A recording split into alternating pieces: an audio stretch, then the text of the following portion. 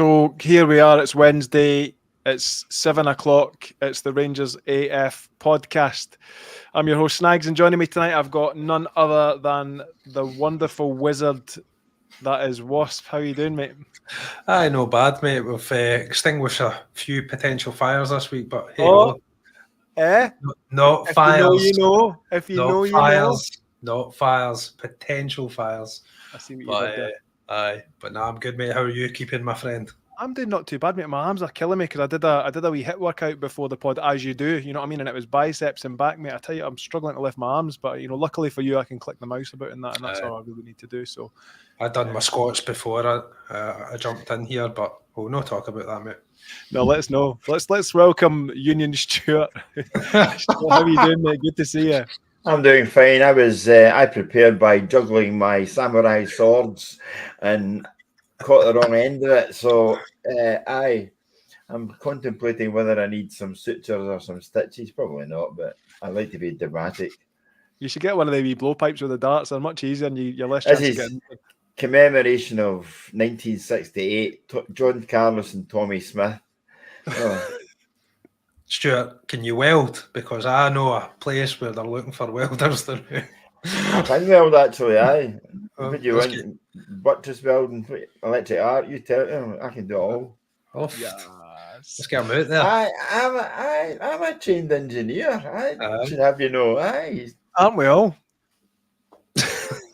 I can fix planes, I'm a better engineer. I can fix planes. Beat that, right? Right, okay. Thanks to, I used to be able to, I can maybe fix an Xbox if I'm lucky now. So thanks to everybody for tuning in. I think we've got one person. That's great. That will do.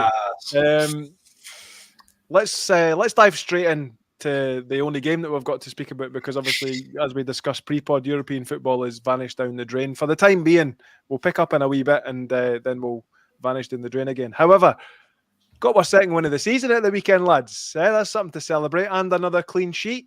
It's a first clean sheet at a temporary home, I may add. So another notch on the bedpost, as it were. And also, I just want to say this again, but it's some of the worst pitch side views in world football. But it'll do for now. Interestingly enough, there was no Scott Wright, which meant there was no repeat of a possible hat-trick this week. But we did manage some more injuries. So that was also fantastic. Rangers lined up with Butland, Tavernier, Proper, Suter, Yefte, Diamande, Dowell, Czerny, Matondo, and Danilo. Wasp, I'm going to ask you, mate, how much fear did that lineup give you? Oh, it was like the fringe B team, wasn't it? When they can't be arsed, like it was the reserve games. So and it actually surprised me, to be fair. Like when they started playing, mate, I was like, oh, Rangers are starting to do things. The lineup didn't say that initially, but it wasn't the best reading an hour before kick-off, was it? No, and see, to be fair, like you said, obviously it's the cup, right? So you're gonna see changes. But I would have liked to have seen maybe a bit more youth in the lineup, because for me there were better options on the bench. In terms of some of the youth guys, and I'm looking at you, Matondo. And it was good. It was good to see Danilo getting minutes, but he clearly kind of hit a barn door, which is a slight concern. But I think for me, he's one of those like confidence players, right? And so give him like another 5 or 6 games, and he might get a goal, and then he'll smash his face in or something. Are you specifying what he could hit the barn door with? Because I started with an 88mm howitzer, and he missed with that, so I wasn't going to come down in size, like pea shooter or .22. It was but he did get minutes. That's important, I suppose, somehow. But I did like his hair. His hair was nice. He'd had a wee job done in his hair. It looked very good. Obviously, I was surprised to see Kieran Dowell in the mid as well. I thought that was a bit weird. But I mean, to be fair to him, he did all right, I would say. Average-ish. Didn't really make things happen, but he did what he does, I suppose, and that wasn't too much of a surprise. But I think he got a game. No, I think he got a game because he brought 2 busloads of supporters with him, just to pad things out and bulk it up a wee bit. Family. Aye, it's a bit like a bit like the old boxing shows that you used to put boxers on the bill because they used to bring a bus from Preston Pans or something like that. I think maybe he'd a couple of his pals in there just to bulk things up and make it look as if it was an actual crowd. I thought actually, for whatever reason, and I get it, it's a League Cup tie, which isn't very popular. It's Hampden, which is even probably less popular. They're coming off the back of a defeat that basically renders their season, null and void over the first couple of months because they're not playing for the prizes that you thought they were going to play for. Hence the reason why the attendance was pretty damn pathetic. The time, the time didn't help as well. Sorry. No, it doesn't. No, and I think that's taking into account or not taking into account that because it's Rangers and the fans travelling from all over the country, if you get better things to do on a Saturday and you make a 3-hour journey for somewhere and then a 3-hour journey back, having watched a game that you're really very impressed by, it turns into a very, very long day, and you really need to be dedicated, and I mean dedicated, to take that on when you think to yourself, if they win, they win, if they lose, they lose, and it's really now we're concentrating in the league. Aye.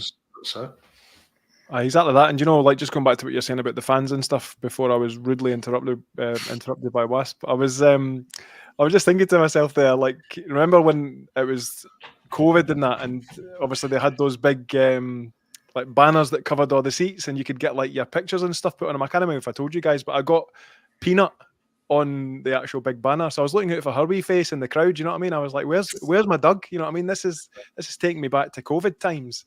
The attendance was so poor, but obviously the match, I mean, if we look at the stats, obviously Rangers dominated possession, and we actually had 19 attempts on target, so our most this season, 19 attempts on goal with 9 on target, so our most attempts this season and our least on target because of the dude up front. But stuff started to happen when we made some substitutions and the Nigerian nightmare come on.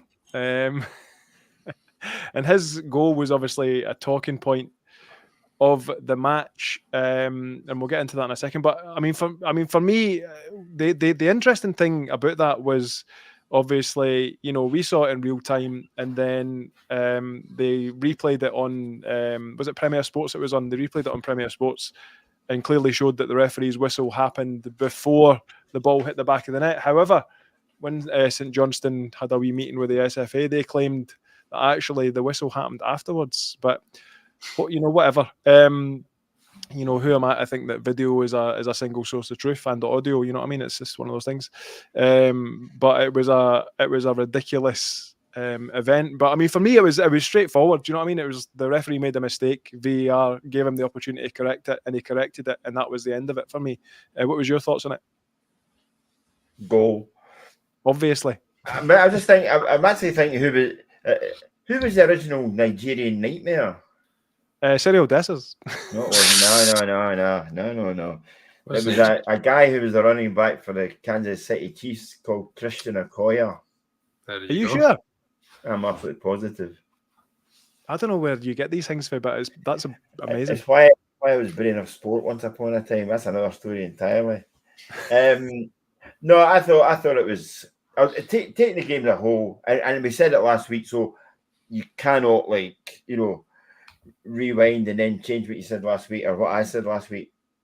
I said that a 1-0 win, you would take a 1-0 win because it's a victory.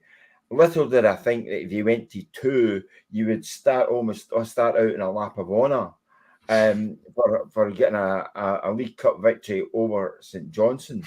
And I had a pretty healthy debate over the weekend about one or two things regarding the game, as you might have noticed. But I actually felt I would have been embarrassed to take their claim. And I know people say, "Oh, Borussia Dortmund do it." They stay on the pitch, and the crowd's right in front of them. They don't have to walk 40 yards over barriers and all the rest of it to get to the crowd. Could you honestly see John Gregg or Richard Gough or Barry Ferguson condoning something like that? There'd have been a few slaps about the head and told to get in the dressing room, get changed, and focus on the next game. Aye, and you know what, sure, it kind of smacks of that sort of, conditioning to, appreciate the lower end of the winning scale Yeah. that's happening on the pitch, and it's embarrassing. I mean, you could forgive it if it was Celtic in the cup final, right? Do you know what I mean? Or if it was, us getting through to the last 16 of the Europa League or some shit like that. But it's St Johnstone at a ground that isn't even ours. That's not even up there with £10 on a scratch card for me. To be honest, but that's where we're at right now. It's strange. He's obviously got that as his backdrop. The line of players, he's getting wallpaper made up as we speak because of that glorious celebration that they had. That'll be appearing glorious Technicolor behind them next week. There's no Technicolors or other colours of that matter, Stuart. But it pains me that you don't know me that well, Stuart. I actually hate wallpaper after destroying half of it in the juice. But but see with the whole thing, I'm in two minds with when Clement came out and says it was pre-planned that they wanted to do that for the support of the Union Bears. I totally agree. I don't think they get enough recognition. It's one of the best fan groups in Britain. They do a lot for Ibrox, the Tifos, and the atmospheres they created, especially in the European nights. And they boys are there hours before kick-off setting up, and they're there after. So they show the appreciation because let's be fair, the attendance and the time the kick-off was it was a massive game for Rangers. Rangers had to come on the back of that and win. And if they didn't, it was more pressure, more questions asked. And we went and done it. It wasn't convincing, but to show support to the Union Bears, I think, it was a bit over the top, but at the same time, just clap the fans, spend a bit of time, didn't go into the bouncy. It's only St Johnstone, and what was it, the last 16 or something. But I totally agree with what you're saying, Stuart. Just get in, focus, applaud the fans, get on to the next one. But it's fueled all the enemies we have in the game and board level and that, and they're calling it embarrassing. It kind of is embarrassing. I understand why they've done it, and I respect why they've done it, but at the same time, it's gave ammunition to people who didn't like Rangers and we've got to poke fun at it. So, but if it was in a final or something like that, I understand it. Just do the bare minimum next time, eh? We can't. I understand it, but I cannot sit back and say, well done. No. When I've slagged off the likes of Dundee United doing a lap on for finishing the top 6 one season, or teams avoiding relegation, and basically looking for an open top bus to drive onto the pitch. There's a time and a place for things like that, and I just didn't think that Saturday was the day. Come out and say if they actually want to do it, Philip Clement has got plenty of microphones in front of him to come out and say, I thought Union Bears were fantastic again today. The thing is, he then runs the risk of people saying, what's the Rangers manager saying, given what was happening outside the stadium? And, it's got a domino effect after that. I understand that, Kenny, that the PR positives and negatives, you need to play that game and you need to watch carefully with how people want to interpret it and create a narrative. But it just kind of shows where we are as a team. You guys have seen great Rangers teams. My era, it was just we get it done in the standards. So we need to get back to that. I feel that it's been lacking for a couple of years since 55. We've kind of took our pedal off the gas. We kind of need to get back to that. The standards. The standards have dropped. If we had lost against Dynamo Kiev and Lud been 1-0, that was a disastrous result under any other kind of great Rangers manager. The 1-1, everybody was happy with it. To be fair, I was happy with it as well. It wasn't a loss, but it goes to that point where a draw, where right, yes, a draw. I remember the early 2000s, we weren't celebrating draws. We're it was a D-darn, you was that's annoying and safe for a bit, but we'll get out it, So Aye, and as Scott says there, you know what I mean, beating St Johnstone in the League Cup, bouncy loyal. I mean, you know, they'll be making fucking mugs about this, and also, you know, we've set the precedent now, so we need to do this every single game that we win from now on. That's Ross it. County. You know what I mean? I know. Looking forward to that next week. We'll talk about that in a minute. And I just want to point out, Wasp, the dangers of the missing comma. The reason I say that is because I've just noticed your tagline there, and it says "Just shoot Dessers," which implies that somebody needs to put a gun to his head. But if you'd have put a comma in there, it would have probably said what you wanted it to say. But it's comedy right now. Would the comma make him score more? I doubt it, mate. Well, it might stop you getting arrested. Let's put it that way. It's not a hate crime, mate. I actually like Dessers to a certain extent, but he's frustrating, isn't he? Yeah, it's frustrating, but please. I couldn't eat a whole one. When I was at Evening Times, I did a column, and it was I did a column. It was called "Shoot Stuart Weir." It previously had been "Shoot Chick Young" and "Shoot Hugh Taylor," and he'll fire back. And they put one of the guys actually did the graphic up. And it just said we put it in the paper one week. Shoot Stuart Weir, and it was honestly, it was like there were people actually writing in saying, "Is that a threat, or can we actually buy a gun?" A terrorist threat, like fucking hell. That was the good old days when I used to get called an orange and a Fenian bastard in the same post bag. The good old days of bigotry. Let's bring that back. Exactly. But at least back then, people had to go out and buy a stamp to tell you were an orange and a Fenian bastard. They just plug the electricity in. There was bigotry. Other stamps are available. There was bigotry, but they had values. They had values. They spent their money. They did. That was why one guy absolutely slaughtered me in a letter once, and I made it letter of the week. So the boy then had to identify himself to get his tenner, his bottle of whiskey, and his Evening Times T-shirt. And honest to God, it turned into a 7-part comedy series. This boy tried to explain that where had to send it to or who he was, and that wasn't his real name. This was his real name, and if I didn't send it to the real address, he wouldn't get it. I said, "Why don't you just come in and get it?" And eventually he sneaked in undercover one morning, except I was waiting for him. And hit him out of the head with a rolling pin. Yes. No. I let him come through. He came into the reception and asked for his prize. And I was waiting on the other door. And one of the women just rang me to come up to the other door. And I came round the other side and he turned me all his presents and all his prizes to walk back out. I was waiting for him. Brilliant. Any chance of a picture, mate? Aye. I love that.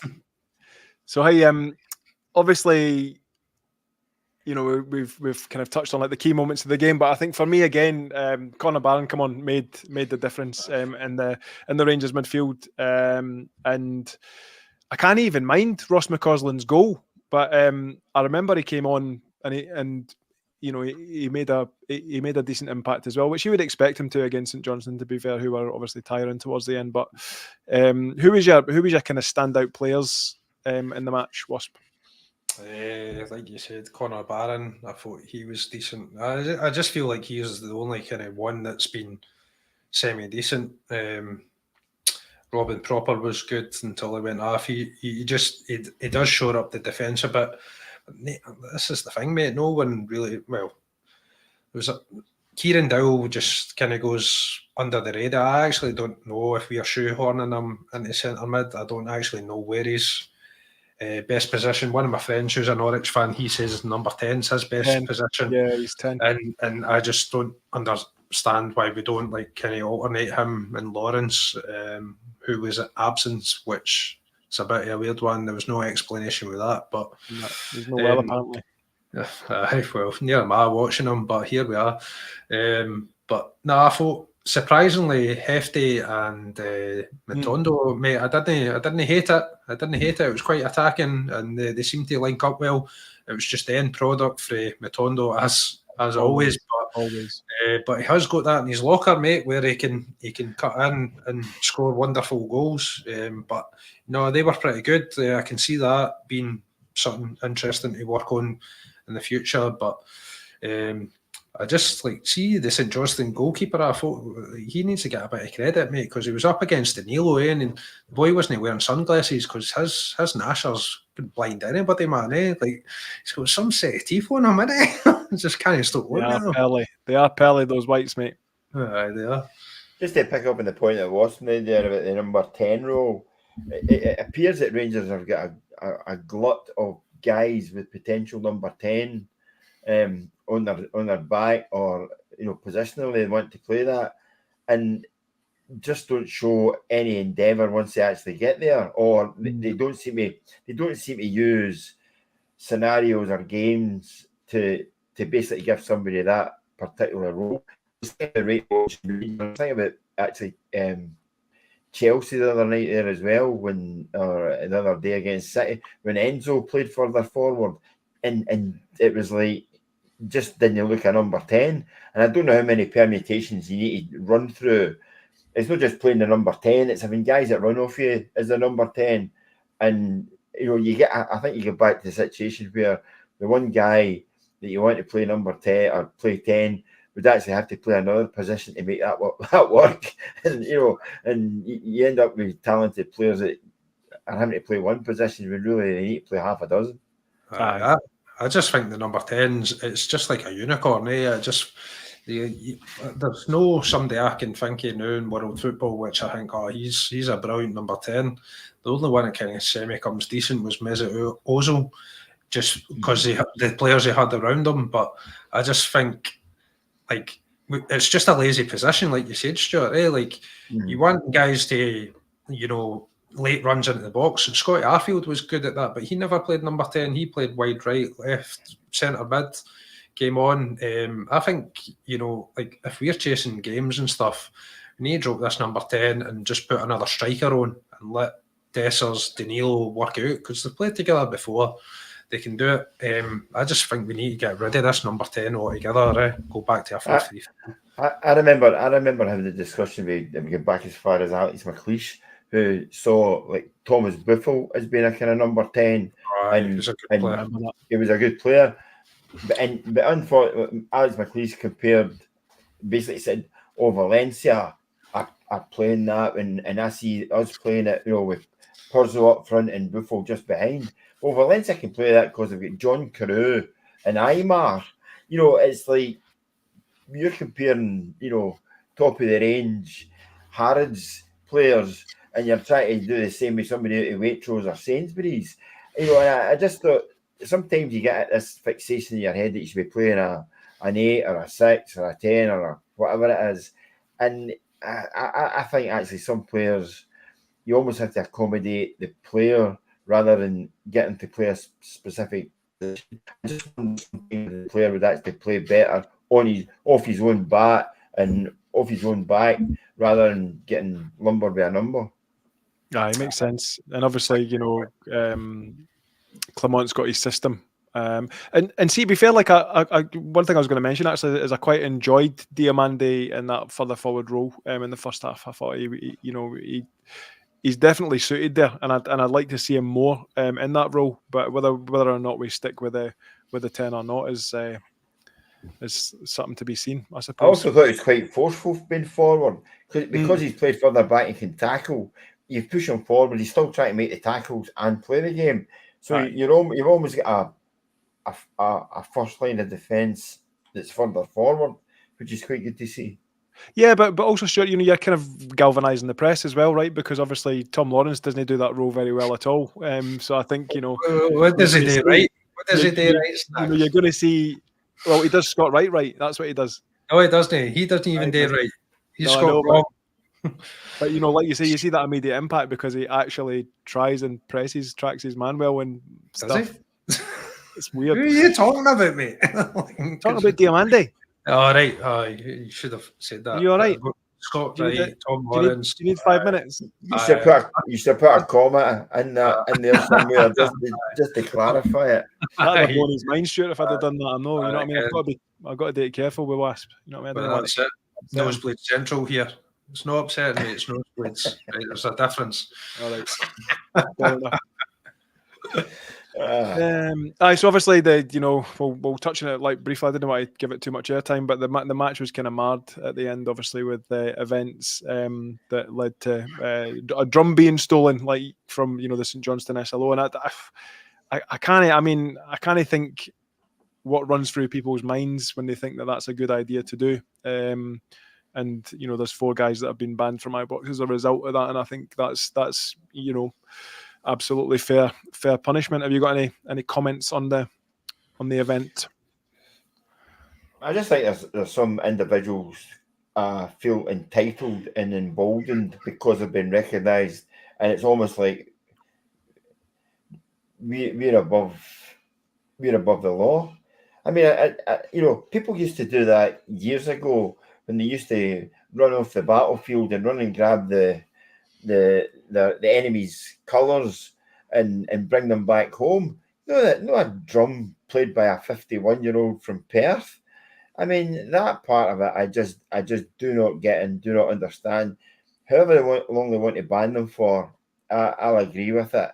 It's not a good look, and the fact that the madness of it all now is you've got all these people filming things that they're doing as part of this group, and realising actually if you do film it, it could be given an evidence that you might want to call upon in court to either defend yourself or give to your brief. I implicate you exactly. It's nuts.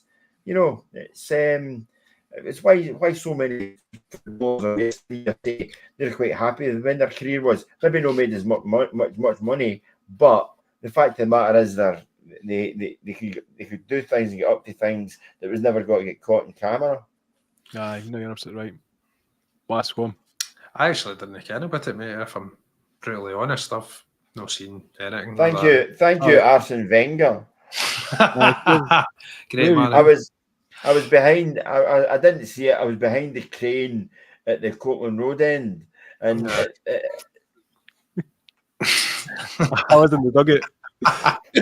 Nah, but to be fair, like it's like there's just no place for whatever's happened. Like football aside, like in general in life, like you can't do things like that. So don't be bad, people. Exactly. That's what. They what Snags says. I'll go with that. Do the right thing and be nice to people. Be kind. That'll get you far in life.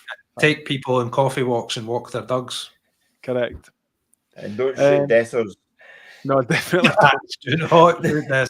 Remember your commas. That's your thought for the day. Don't shoot anyone. See, you can tell who done journalism and who done no journalism, and there you go.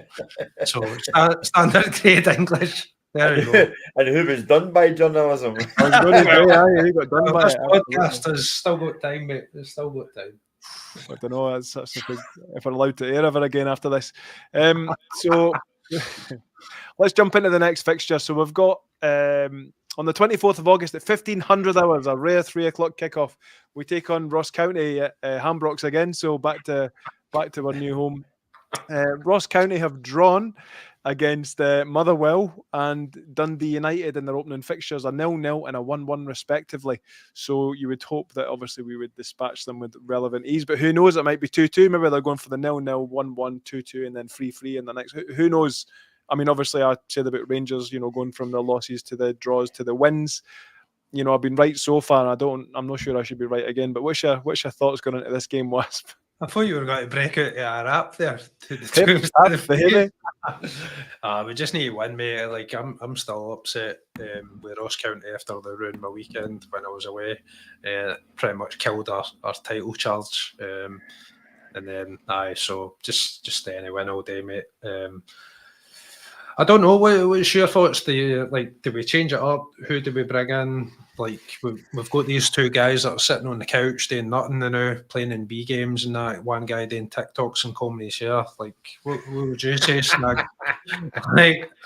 I would say we play the best team that is available, the team that performs well in training and is ready to go and isn't ready to get injured. That would be my That would be my thoughts. But it's a Scary. fucking lottery, mate. Stuart, it's a scary. lottery. Aye. And I can't even confidently say, other than James Tavernier and Jack Butland, who's going to start the game, which is a worry. Do you know what I mean? So, like, It's a fucking worry.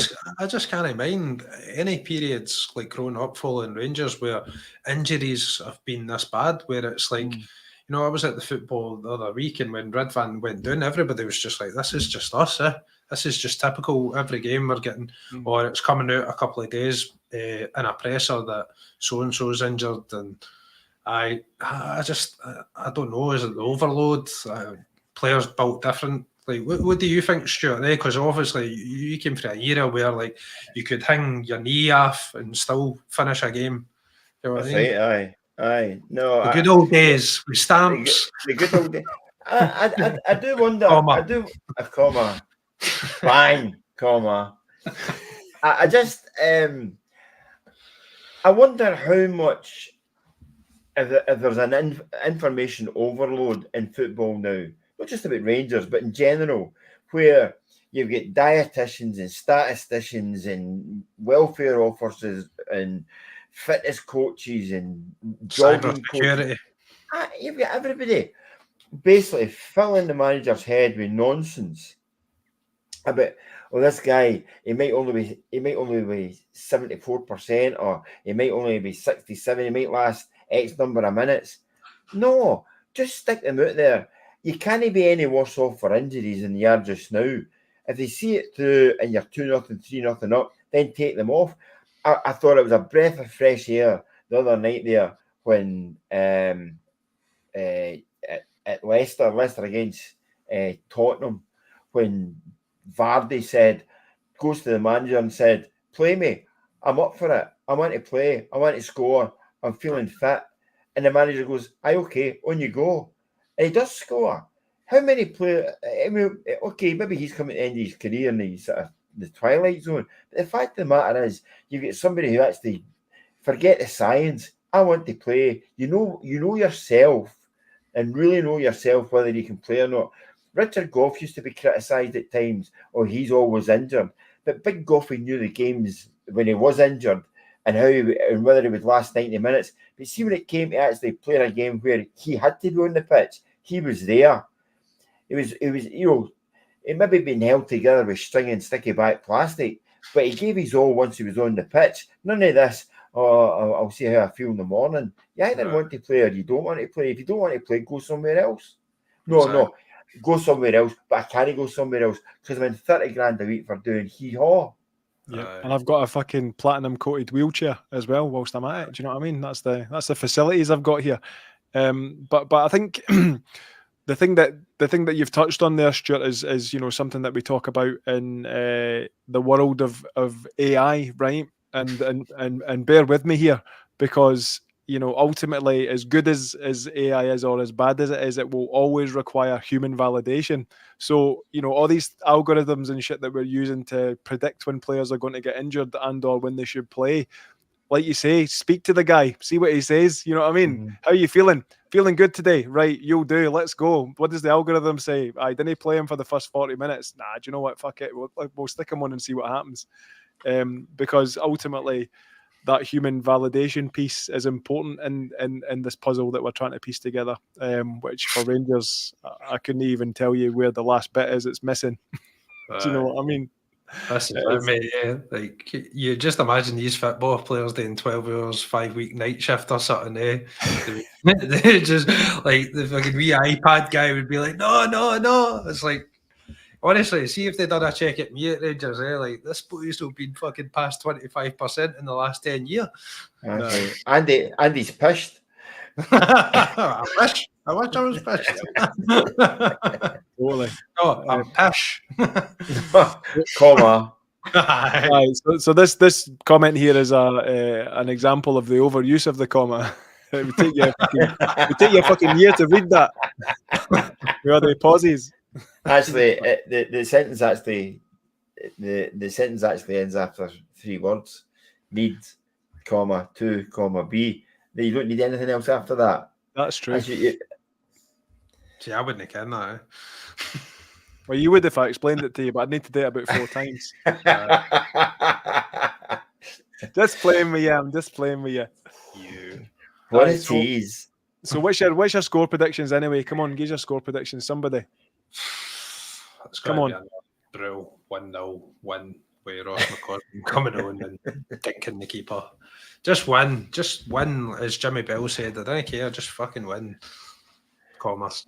Stuart, Winston Churchill, is it? Yeah. One is enough. It's listen, I think where they're at, as long as you don't do a lap of honour after winning 1-0, but I think you take the 3 points and move on. They were talking last week, it's a confidence booster. You do get confidence, you do take something out of winning, because you're actually sitting there, and I've dealt with enough footballers over the years to know it. You're actually sitting there saying, we didn't play very well, but we're winning. And that's a sign of a good team. If they can convince themselves they're a good team by winning 1-0, then you take it all day long. Aye, that's true. And obviously, the following week is the ultimate tester. You know what I mean? Like, we kind of say, we've beaten St Johnstone, then Ross County. We're in the ascendancy. We've got Celtic next week. Oh, fuck. You know what I mean? That's kind of where we're at right now. Do you know what I'm saying? But if I was to put a number on it, I would say, my heart is saying it would be great to get a 3-0. Convert some of those 19 shots that we'll likely get against Ross County again. But my head is saying, like you said, Wasp, it'll likely be a hard fucking 1-0 that we end up kind of scraping our eyes at our sockets for afterwards. We've not been convincing, mate, so it's got to be like this until new players come in or injured players come back, or it just clicks, It's got to be like this for a while. And this might be a season of transition, and we just need to take it. True that, mate. True that. Take a good beating, because that's what we're being dealt on a weekly basis. And this is the thing, right? We're not even just getting beaten by the shite performance of the team on the park. It's all these other things that are happening. Right? Like, why are you doing this? Why are you doing all these other things? Stop it. We're getting punished enough. I know. It's one thing after another with the board. It's just like wheel of misfortune. Oh, the steel's not arrived yet. It's in Singapore because we forgot to pay the captain of the boat. Brilliant. Cheers, Rangers. Statement comes out 3 months later, and it was Paul that sees he was the captain. Yeah. Thanks, Paul that sees you, shite bag. So before we sign off the podcast, then a couple of shout outs. So I'm going to go first if that's all right. So I want to give a shout out to Stephen and Maggie. Maggie unfortunately got taken to hospital a couple of days back, and she's been looked after. And we hope that she recovers quickly. So thoughts to those two. Wasp, have you got any shout outs, mate? Just to echo that, Stephen Maggie obviously watch the pod all the time, so I thoughts go out to Maggie, hope Stephen's all right as well. Just want to wish one of my friends happy semi-retirement, Snoddy, some character. So he loves the Rangers as well, so he's loving the semi-retirement. So obviously the pod wasn't on when he actually retired, so shout out to Snoddy. Cheers, Snoddy. Stuart? Just to reiterate some of the sentiments that you've made yourself, and also say hello to all my newfound friends on X. And OnlyFans. and OnlyFans. In fact, some of them are one and the same. So I'd just like to thank them all for giving me as much airtime before they disappeared with the thing that they said didn't work. I've still got a bootleg version of it. So if you've disappeared, you'll know why. Nice. And were you a victim of the Rangers botnet? If so, dial 0800 456 1690. Aye, and send tenors only. So thanks to everybody that's tuned in.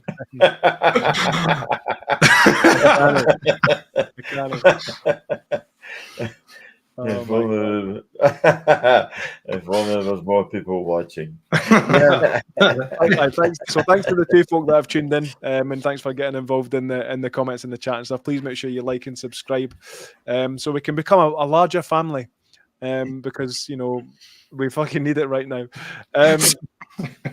Hopefully your team wins at the weekend. I've been Snags, he's been Wasp, and he's been Union Stewart, and we'll see you next Wednesday for a fun fucking Rangers AF podcast. So enjoy the rest of your Wednesday, and we'll see yous next time. Cheerio.